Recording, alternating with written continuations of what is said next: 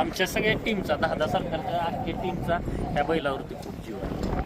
कारण एका दावणीला एवढे गुलालातले बैल असणं आणि ते सांभाळणं आणि ते मेंटेन ठेवणं लय अवघड आहे होय आत्ताच्या काळात. तेवढं नाही, आमचा प्रयत्न तोच आहे. आप्पांचं नाव होता त्याच्यापासून कसा अजून मोठा होईल तोच आमचा प्रयत्न आहे सर्वांचा.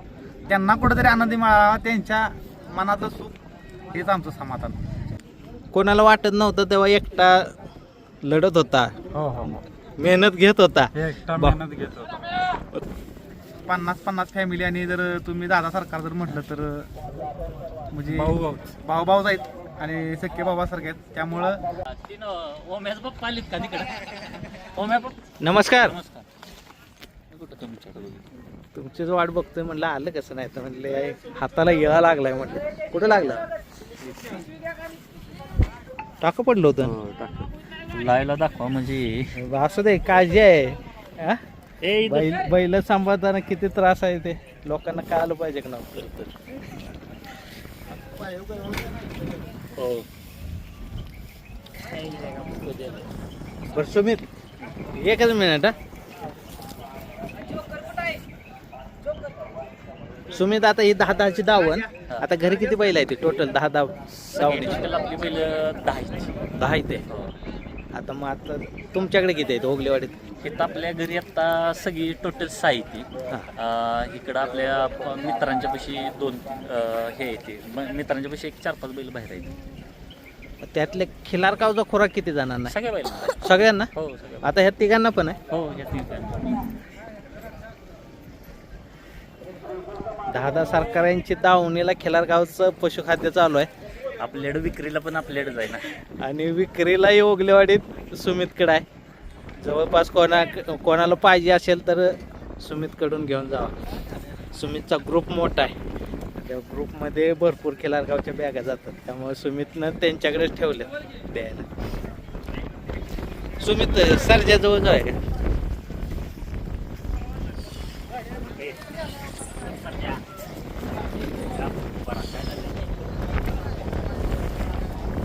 सुमित आज घरचीच गाडी आणली? हो घरची. काय नियोजन काय वेगळं आहे का? काय नाही काय वेगळं, घरची आपली म्हटलं आपली बैल घरची एकत्र पळवायची. हा, ह्याच्या आधी ही पळाली गाडी? हो परवा दिवशी पळवली आपण पेडगावला. हा, पण तिथं पाऊस पडल्यामुळे शिमी झालं नाही. गट पास केलता गाडीनं, शिमी झालं. स्पीड लागलं. हो चांगलं. आणि आज कसं लागलं स्पीड? आज पण चांगली गाडी पळवली. पळाली ना. सरच्या फिटनेस मध्ये आला आता हो महिन्यातून किती वेळा काढता याला? आपण महिन्यातून सध्या लावलंय तिला 4 ते 5 वेळाच काढतो. 4 ते 5. गॅप अजून दुसरा आहे ना. दुसरा आहे हा? हो मग आता टोटल जे आहेत फायनलला राहणारी बैल किती आहेत आता दावणीला? आता सर्जा आहे आपला, रोमन, अर्जुन, पक्षा, देवा फायनल. फायनल आहे. पक्षाचं किती फायनल झालं आता? पक्षाची आपण घेतल्यापासून कमीत कमी पक्षाची नाही म्हणले तर 50 एक फायनल झाली असते. आणि आता ऑपरेशन झाल्यापासून? ऑपरेशन झाल्यापासून आपण लय नाही काढला, आत्ताच बैल काढला. हा. पण 2 वेळा फायनलला राहिला. फायनलला राहिला. हो किती टाकं पडलं होतं याला? टाक त्याला 28 टाकलं होतं. 28 टाकं पडलेलं आहे. ते एका पडद्याला असं 3 पडतं. हो 3 28 तरी किती झाले ते? 80+ टाक पडलेला बैल आहे. आणि आता फायनलला राहतोय बैल पक्षा. पण तुमचा ह्याच्यावर जास्त जीव राहणार. हो आमच्या सगळ्या टीमचा 10 सरकारच्या अख्ख्या टीमचा ह्या बैलावरती खूप जीव आहे.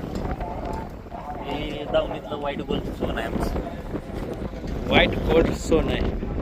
आणि तुम्ही त्याच्यासाठी किती कष्ट घेतलंय ते त्याला त्याची जाणीव आहे. जाणीव आहे त्याला जाणीव आहे.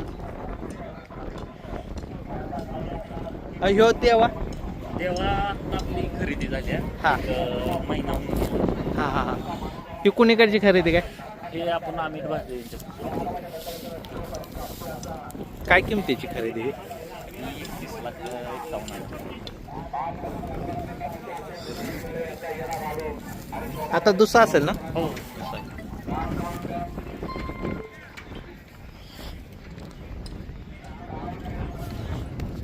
आता नंतर मोठं मैदान कुठलं नियोजन? आता 30 तारखेला. 30 तारखेचा. हे किती गाड्या आहेत? 30ला 30ला आपले 4 गाड्या आहेत. मोठं नियोजन आहे.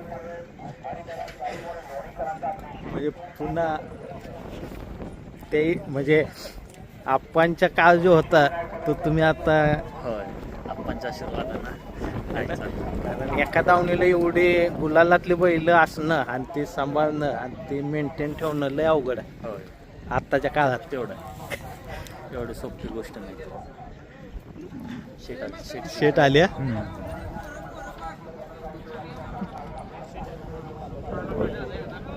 गुरुनाथ शेट आले ते.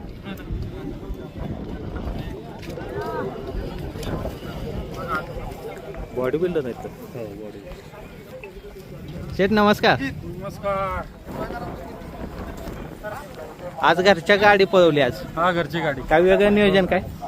घरची गाडी रात्रीच ठरला पलवाजा. हा करूया. चांगली. दिवशी पाऊस पडला, गटपात झाला, सिमी झाली नाही, रात परत घरचीच गाडी करू. आता टोटल किती बैल तुमची? आता 6-7 बैल आहेत. 6-7 आहेत. हा अजून 2 चालू आहेत बोलणी खरेदी नवीन. नवीन खरेदी. हा आता किती दिवसानंतर मैदानात आला होता तुम्ही? तर आम्ही मालशिरस मैदानात गेलेलो, हा तिथून हा झाला. त्यानंतर आज आता पुन्हा बैल पोहायला असणार ह्याला बैल बोला 30ला. 30ला मैदानात असणार. आजचं स्पीड कसं काय लागलं काय? गाडीचा मस्त स्पीड आहे. आता बघू शिमीला काय होतं. तुमचा फॅन वर्ग मोठा आहे आणि हे खूप काळापासूनच आहे आणि ते तुम्ही एक नाही म्हणजे आता आप्पांचे जे फॅन होते त्यांना एक अशी धाकधूक होते की आप्पांचं नाव त्याच ताकदीनं टिकतंय का, पण तुम्ही त्याला सरस म्हणजे नाव टिकवलं. फॅनना समाधान आहे त्याचं मोठं.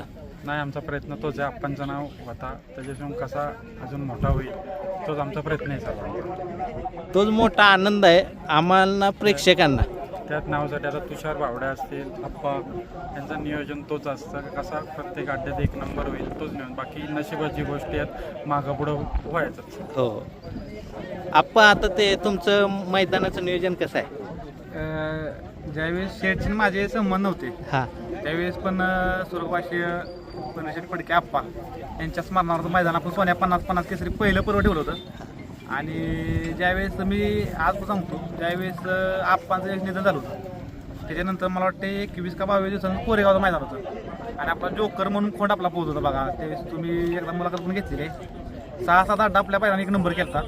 तिथून तो खोंड लंपीत गावून मरेपर्यंत आप्पांच्या नावावर पळत होता. म्हणजे जय शेट्टी त्यावेळी सांगितलेलं की आपला हा जोकर हा खोंड आहे ना की तो कायम आप्पांच्या नावावरती पळेल.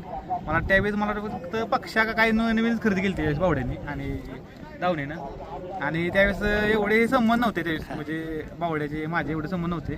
परंतु जय शेटमुळं गुन्हा शेटबरोबर कधीतरी बोलणं व्हायचं मधून अजून. पण त्यावेळेस पासूनची सुरुवात आहे. आणि 50-50 फॅमिली आणि जर तुम्ही दादा सरकार जर म्हटलं तर म्हणजे भाऊ आहेत आणि सख्खे भावासारखे आहेत. त्यामुळं पहिल्या वर्षी पण स्वर्गवासी जयकुमार गोरे भाऊ यांच्या मार्गदर्शकाने सोन्या 50-50 तिसरे मैदान भरलं होतं. आणि पहिल्या वर्षी सुद्धा आपल्याला 1000 गाड्यांची नोंद झाली होती 3 दिवसांमध्ये. मागच्या वेळी सुद्धा 2 दिवसांमध्ये आपली नोंद पूर्ण झाली होती. आणि याही वर्षी आपण त्याच्यापेक्षा वेगळं नियोजन केले. आणि महत्त्वाचं म्हणजे 3 फायनल होणारं एकमेव मैदान आपलं आहे या महाराष्ट्रात. पहिलं मैदान आहे की मागच्या सुद्धा क्वार्टर फायनल, मेगा फायनल आणि फायनल 3 फायनल 100 फेरे पळून आपलं मैदान 5:30 वाजता पूर्ण झाले होतं. आणि 60 बैल मालकांना आपण त्यावेळेस पण ढाली दिल्या होत्या, यावेळेस पण दिल्यात. मागच्या वेळेस पहिल्या 3 ड्रायव्हरना आपण 32 इंचीला टी व्ही दिली होती.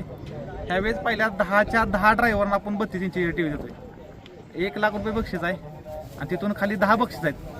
आणि प्रवेश फी फक्त आपण बैलगाडी मालकांसाठी आणि पश्चिम महाराष्ट्र महाराज आपण मैदान आयोजित केले. कारण की आज पण आम्हाला वाटते की आमच्या भागातील जे गोरगरीब बैल आहेत त्या बैलांना, त्या मालकांना, त्या ड्रायव्हरांना कुठेतरी संधी मिळावी एवढा प्रयत्न आमचा त्या मैदानात नाही आणि तो प्रयत्न करतोय. त्यामुळे याही वर्षी खास या पश्चिम महाराष्ट्रातील बैल मालकांना आणि शेतकऱ्यांना आमच्या गोरगरीब असतील त्यांच्यासाठी आम्ही 800 रुपये फक्त प्रवेश फी ठेवलेली आहे. आणि किती तारखेला आहे मैदान?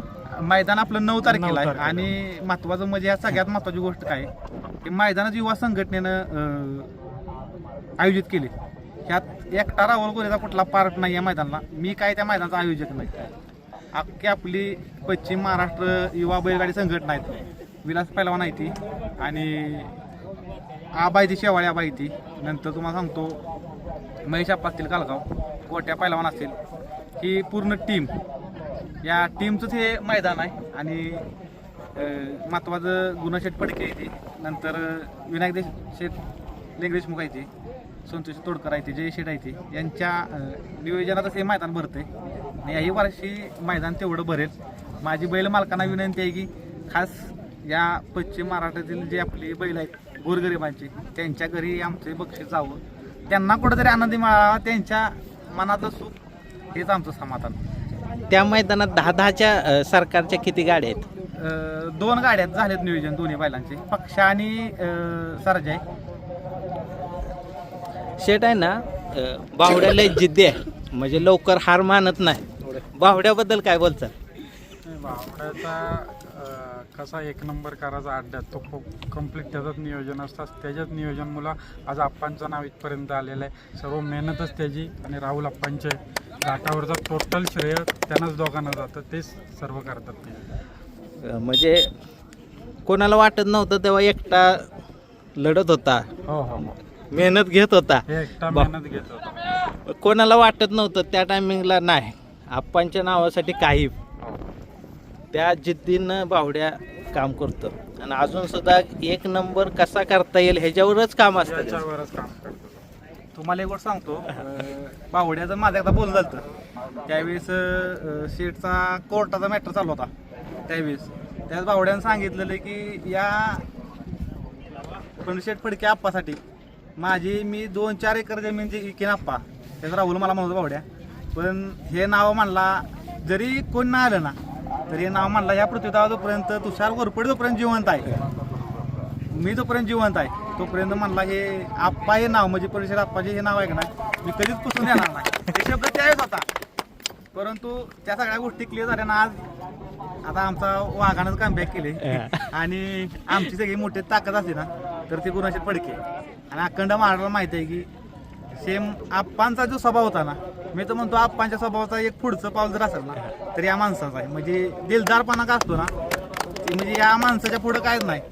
किस्से अशा येते भरपूर एवढे येते. पुशेगाव मैदानचं पण अख्खं बक्षीस आहे ना, अख्खं अर्पण केलं होतं कमिटीला आणि मला वाटतंय की जेवण पण अन्नदान पण आहे ना पूर्ण केलं होतं.